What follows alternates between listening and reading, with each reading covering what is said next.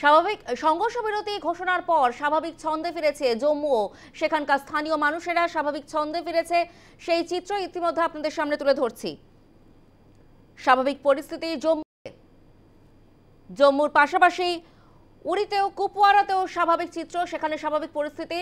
মানুষজন ইতিমধ্যেই রাস্তায় বেরিয়েছে, সেই চিত্র আপনাদের সামনে তুলে ধরছি। এতদিন স্থানীয় মানুষ যথেষ্ট আতঙ্কগ্রস্ত ছিল, কিন্তু এখন আস্তে আস্তে সংঘর্ষ বিরতি ঘোষণার পর আপাতত স্বাভাবিক হচ্ছে স্থানীয় মানুষেরা। জম্মু এবং কুপওয়ারা দুদিকে চিত্র আপনাদের সামনে তুলে ধরছি। রাস্তার রাত 10টার পর থেকে এলওসি বরাবর কোনো রকম সংঘর্ষ বিরতি লঙ্ঘন করা হয়নি এবং তারপর আপাতত স্বাভাবিক পরিস্থিতি জম্মু এবং কুপওয়ারাতে।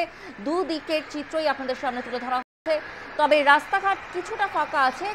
স্থানীয় মানুষেরা আতঙ্কগ্রস্ত হয়েছিলেন এতদিন, তবে এখন স্বাভাবিক ছন্দে ফিরছেন স্থানীয় মানুষেরা।